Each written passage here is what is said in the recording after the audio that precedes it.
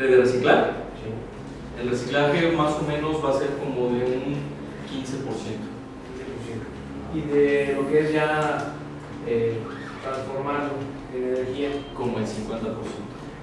Te lo pregunto porque supuestamente en tu presentación decía que era un 90 y tantos, 90% al respecto, ¿no? ¿De qué, perdón? De porcentaje de que se iban a transformar estas toneladas de basura. Ah, ya.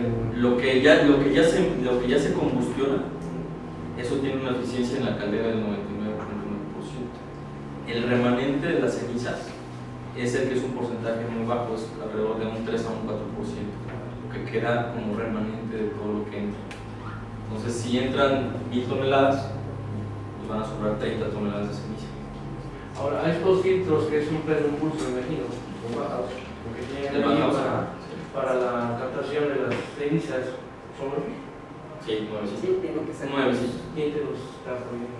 Esos son de Foster Wheeler, ¿Otra huele? que es el tecnólogo original. Esos aquí en México los venden. Sería Axis Industrial. Axis, estamos trabajando con Axis. Exactamente. Y comentabas algo muy cierto, que tiene una certificación de eficiencia. Me imagino que es un SIL 4. Tienes la aprobación correspondiente. Es del 99.99%. Si fuera SIL 3, sería 99.98%. Sí, esa te la podemos mostrar, esa es la certificación del tecnólogo de Foster Wheeler. Te lo pregunto, bueno, así, ¿por qué te pregunto esto? Porque yo estuve como parte de lo que es la misión de lo que es energía dentro de una compañía, que es donde yo vengo, ¿no? Por eso quiero más o menos lo conocer ese aspecto. Sí, ya sé. Por ese aspecto, si tiene, porque no tan fácil, ¿verdad? Ojalá lo tuvieran apostillado. Si fuera apostillado, de origen, es una garantía de lo que estás comentando que es cierto. Sí, ese está medido por Foster Wheeler, que, bueno, usted conoce quién es Foster Pero Wheeler. Foster Wheeler para los frenos los bajados. Pero me refiero No, para la caldera. La caldera Foster Wheeler. ¿La cadena que es? Foster Wheeler. ¿También? Todo el equipo de la planta originalmente. Seguramente quien construye sus calderas es Liverpool. ¿Quién? Liverpool. No, hay muchas No calderas. están haciendo. No, esta caldera es construida y diseñada por Foster Wheeler.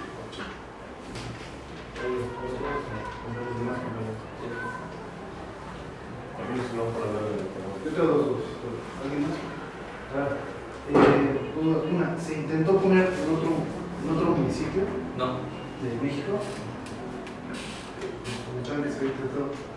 Y otra, vi que mencionan un estudio de UNAM que tiene, ¿de ese nos pueden facilitar copia simple? Claro, miren, todos estos estudios que les mencioné, y es bien importante recalcarlo, el estudio de la UNAM, nuestra manifestación de impacto ambiental de la Semarnat, la licitación por invitación del gobierno del Estado de Hidalgo, el contrato de asociación público-privada, todos los permisos están en nuestra página de internet, son documentos Todo es públicos. público. Entonces ahí los pueden accesar. Si gustas también te lo puedo mandar por correo para que sea más fácil, pero todos los documentos son públicos. Inclusive en las páginas de gobierno, perdón, en las páginas de gobierno también pueden acceder a estas documentaciones, que son públicas también. Claro. Hablas del beneficio para el Estado de Hidalgo, para el Estado de México y en concreto para el municipio de Temascalapa que tenemos. Mire, ahí sí tenemos que, si colaboráramos en algún momento con ustedes, sí tenemos que sentarnos a ver los mecanismos. ¿Por qué? Este tipo de proyectos son asociaciones público-privadas. Eso significa que son a largo plazo. Entonces, todo el andamiaje jurídico que se hizo en el Estado de Hidalgo puede ser replicable para otros estados, porque ya hicimos la tarea difícil. Llegar hasta donde estamos nos costó 3 años estar trabajando en esto. Pero ya está, ya sabemos cómo, ya sabemos el camino, ya sabemos que obviamente podemos estar abiertos a otras entidades y sí lo podemos hacer, pero sí tiene que ser a través del mecanismo de APP. Yo no sé si tengas un visto bueno sobre vialidades, porque es una carretera alimentadora entre estados y pues eso sí nos afectaría independientemente de las cuestiones ecológicas. Totalmente. Mira, ahí estamos platicando con la SCT y estamos viendo proyectos alternos para descongestionar las vías, ¿no? Independientemente de esta planta, ya hay una congestión ahí puntualmente.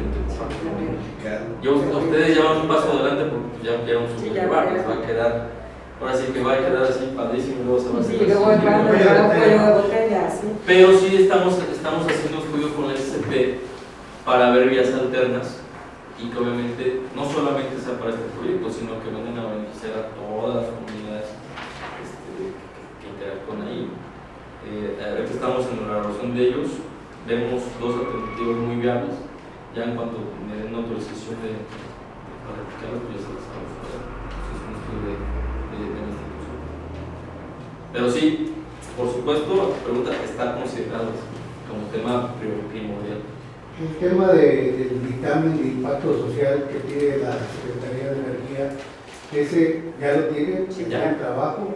Ahí está. ¿Que lo desarrolla la propia Secretaría de Energía? No, la Secretaría de Energía lo pide y lo aprueba. La empresa lo tiene que desarrollar con un consultor externo que sea neutral y es la persona que lo presenta a la Secretaría y la Secretaría lo revisa y lo aprueba o lo rechaza. Y eso igual está en la información pública. Yo por ahí tenía una pregunta. En la slide 19, cuando nos ponías en qué situación se encontraba México, ¿sí? Donde estaban los diferentes lugares. Colonia era el último. Yo digo que hasta Sí, en ninguno. Simplemente, ¿por qué lo pregunto? Por la situación, porque lo comentabas muy cierto, ¿no? Que esto es para países desarrollados, en un inicio, para así empezaste tu exposición. No, así, no es para países desarrollados. Bueno, es Para se está dando y donde se está el desarrollo. el desarrollo, no, países desarrollados donde está más donde más es relevante, ¿no? Ah, Está claro. fuerte. Para un país como el de nosotros, que no tenemos, desafortunadamente, ni la cultura, no tenemos la educación para poder siquiera separar la basura de nuestras propias casas, ¿qué vamos a realizar ahí? Además de esto, muy cierto, como comentaba el secretario, el trasiego de todo lo que es la basura. A lo mejor ahí adentro está todo encerradito, no huele nada. Pero sabemos que todos los transportistas, ustedes han platicado con ellos, pues no tienen ese cuidado y vienen tirando como si fueran propaganda, ¿no? Vienen tirando y van a dejar dentro de todo esto una situación que a lo mejor no se ve y que va a quedar ahí. Pero como estaban diciendo, ¿por dónde? Venía embalado. Sí, mira, muy cierto. Lo que usted comenta tiene toda la razón. Son países educados, con un sistema jurídico estructurado, y no creo que mejor que nuestro sistema jurídico, porque sí es que se cumple. Son países que han trabajado esto ya por muchos años, pero esto es como cuando uno no sabe nadar. Si no haces el intento, nunca vas a aprender. ¿Qué vamos a hacer? Educar. Esa es la respuesta. Si no, no sé si vieron en el video, hay una parte donde están unos niños que están ahí que dicen, están en un centro lúdico. Esos centros educativos vamos a tener uno en la planta.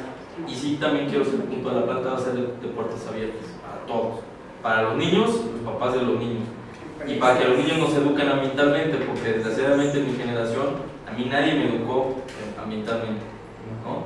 Y es una desgracia, pero sí se puede revertir ese proceso. ¿Cómo? Teniendo centros educativos y teniendo campañas de concientización y educación bien implementadas y que vayamos de la mano con las autoridades, porque tampoco lo podemos hacer solos. Tenemos que ir a autoridades, ciudadanía y empresa a educar y a poner los medios para que la gente sí pueda separar, para que la gente sí pueda reciclar y sí pueda reusar. ¿Cómo se hace esto? Pues en trabajo conjunto con la infraestructura apropiada y obviamente también con la regulación adecuada. Hablábamos de Alemania, ¿no? Alemania que aquí está, reciclan casi el 70% de su basura. En Alemania en las casas tienen botes, orgánico y inorgánico, y tienes una cuota. Te pasas de tu cuota, Hay que pagar. pagas. ¿Sí? Y entre más te pases, más cara. Igualito. Sí, sí pagas Pero es cultura. Ahora, Alemania empezó acá. Alemania empezó acá. A lo mejor Todo el mundo empezó acá. Todos empezamos abajo. Todo empezó acá. Ahora, lo que yo sí me hago la pregunta es ¿qué queremos ser? ¿Queremos ser primer mundo o queremos seguir como estamos? ¿Por qué no podemos ser primer mundo? ¿Son más inteligentes los alemanes que nosotros? No, entiendo y de verdad, yo como colectivo, yo los conocí al 100%.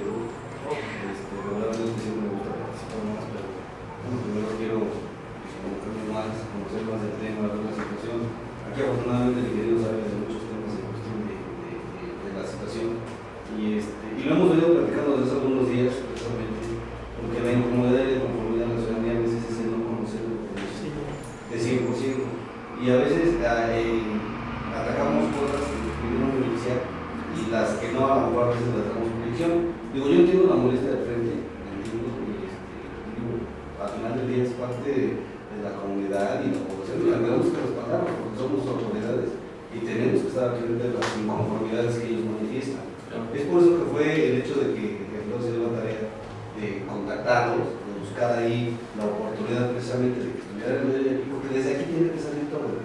Digo, nosotros, bueno, al menos yo todavía no entiendo muy bien al 100% toda la situación y la funcionalidad, pero sí es un tanto cuanto complicado el hecho de que la propia ciudadanía no se acepte como tal.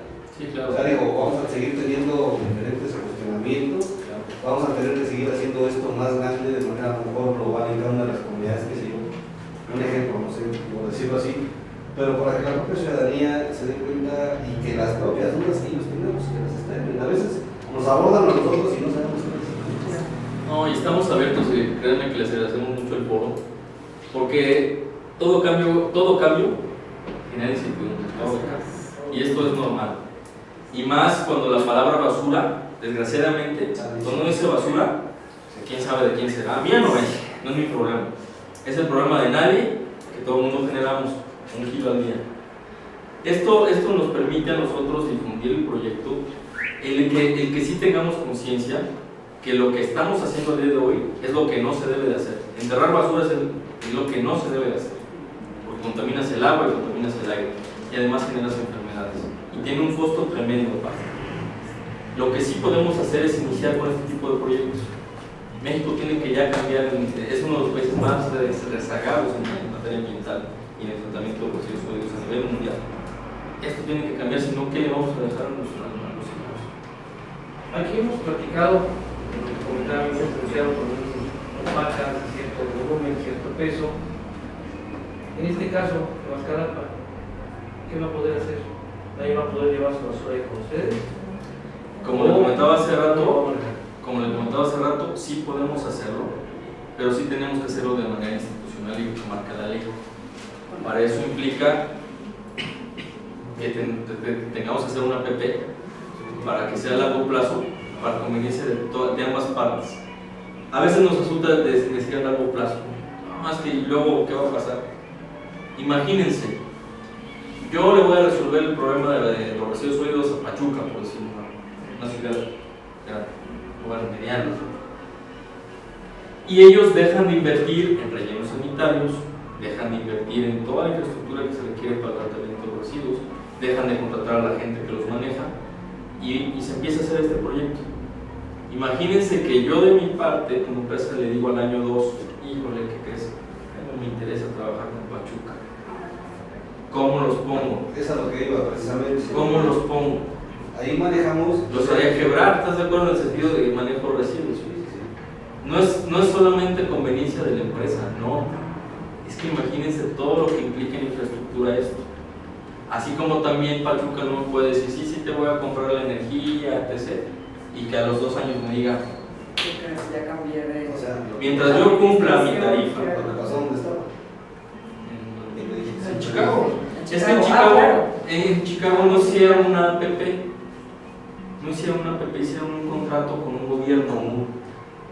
Entonces se acabó el cuatrienio que es allá. Que llega a la parte de su proyecto y vámonos. Eso es lo que no puede volver a suceder. Y digo, qué bueno que ya lo vivimos con experiencia, que pasó allá. Pero no puedes hacer este tipo de inversiones que implican un manejo de un tema tan fundamental como para los 2 años decir si puede ser específico. Ustedes ya tienen consolidado esa proyecto con el Estado Unido únicamente. Sí, son 3 centros de separación permanente: Tula, Mineral y Huichapan. Y la planta per se también es un centro de ahí también se va a generar ese punto, o sea, tendrían que ser esas 4. Es lo que pues, yo me saca la duda, ¿no? ¿Es solamente única y exclusivamente para el algo o debe entrar, o sea, por el DF? El DF de momento no lo tenemos contemplado. O sea, si llegara a haber algún acuerdo, pues lo podemos hacer ya. Miren, el proyecto fue pensado para el algo. Y sí tenemos que ser cabales en el cumplimiento. Si ya después de cumplir con Hidalgo hay espacio, y yo creo que sí lo puede haber, entonces sí ya podemos, obviamente yo quisiera que ustedes estuvieran, porque somos vecinos, ¿no? Sería lo más natural y lo más conveniente. lo podemos hacer, es cuestión que lo analicen ustedes y que vamos a estar platicando. Perdón, señor presidente. Bueno, son algunas cosas que, digo, de alguna manera, pues yo creo que no es para Hidalgo, porque está hecho como para la medida para el Distrito Federal. Hablabas de la México-Pachuca, la zona del ferrocarril. El ferrocarril circula para Veracruz, no para Pachuca. Entonces, digo, son cosas que sí tenemos que de alguna manera nosotros preguntarlas. Pero, digo, el tema a lo mejor, pues sí, efectivamente nos hace muchísima falta de cultura en el tema de la separación, pero también, lo que también nos preocupa, y lo decías tú, pues allá el problema, las leyes sí están y se aplican. Aquí el tema es que la ley no se aplica, y está mal que yo lo diga, porque yo soy presidente municipal. Ese es el temor a veces de nosotros mismos de decir, bueno, sí, las normas oficiales existen, pero aplícalas y hazlas valer.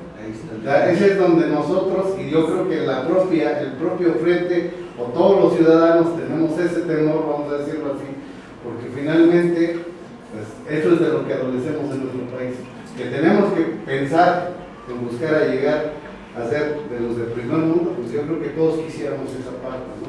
¿Qué tenemos que hacer? Pues hacerlo desde nosotros mismos. Claro, eso es un tema ya muy particular, pero digo, a lo mejor ese es el tema de la verdadera incertidumbre. Si supiéramos, bueno, si no se genera, si realmente se van a tomar como parámetros, pues son temas que habría que ir revisando. Sí sería importante, digo, el tema de decir, bueno, pues me surge alguna duda, bueno, si se embala ahí en los centros de recolección, no se tiene esa tecnología que se pretende tener en esta planta. O sea, ahí no hay esa tecnología. ¿Eso por qué no se ha hecho? ¿Cuál tecnología? Pues donde tiras la basura y una maquinita saca el acero. Porque no se puede estar invirtiendo en cada centro. Pero lo mejor es hacer una inversión consolidada. Lo que sí se invierte, que no es poca cosa, sí hay bandas transportadoras, sí hay compactadoras, sí hay embaladoras, que no puede, o sea, sí es una inversión importante. ¿Y eso lo podemos conocer?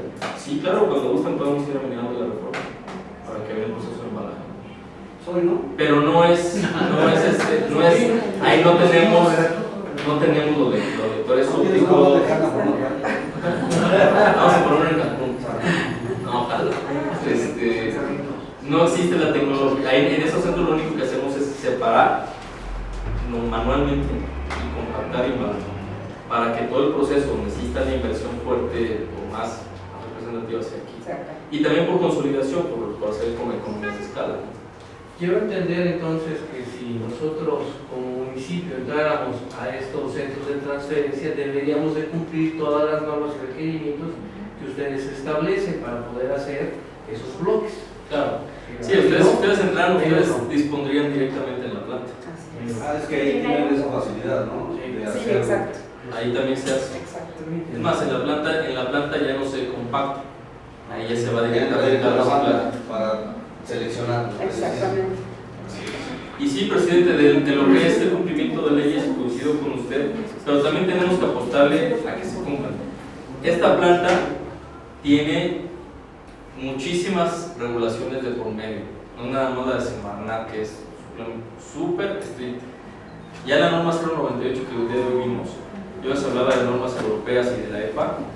Créanme que la Semarnat 090, la norma 098 es inclusive más estricta que la europea. Fue casi copiada de la europea y mejorada. Tenemos el contrato con el Estado, donde como cualquier contrato, si una de las partes no cumple, se rescinde. Tenemos el contrato con cada uno de los municipios. Si yo no cumplo, me rescinden. Tengo mi contrato, mi permiso de generación con la Comisión Reguladora de Energía. Si yo no cumplo, cancelan. Tengo también mi permiso de distribución. Si no cumplo, me lo cancelan. O sea, jurídicamente siéntanse tranquilos que si yo no cumplo una norma, me van a cancelar, me van a multar, me van a cerrar. No tiene por qué haber impunidad, y menos con autoridades de los tres órdenes de gobierno. Tengo con la local, con la estatal, con la federal, con muchas instancias. Sí está bajo la lupa. Bueno, escuchaba yo 3 años de un arduo trabajo, ¿no? Y lo importante que es esta empresa. ¿Y por qué no se había escuchado? A lo mejor para ustedes no éramos importantes el Estado de México. Al contrario. Pero ¿por qué nunca se había escuchado? Imagínense que yo viniera aquí a platicarles un sueño guajiro de que voy a poner una planta y que no tengo permiso de generación. O que no tengo la manifestación de impacto ambiental. O que no tengo el contrato con el Estado de Hidalgo. Bueno, yo como ciudadana a lo mejor lo pienso al revés. ¿El por qué primero esto? No. Es al revés. Al revés. Ahí sí tenemos que ser muy cuidadosos y decir, mira, yo voy a hacer una planta.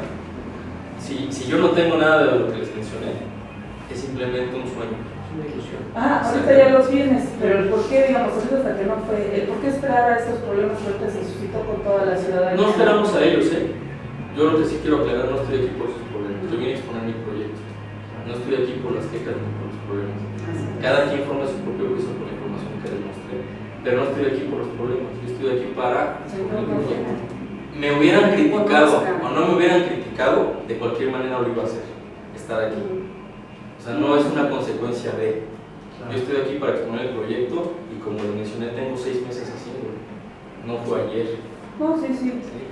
Y no es consecuencia de las críticas, ¿eh? O sea, el proyecto, como ya les mencioné, tiene este plan de difusión que hemos estado haciendo con diversos actores, pues lleva tiempo. Pero es por eso, o sea, no es consecuencia de.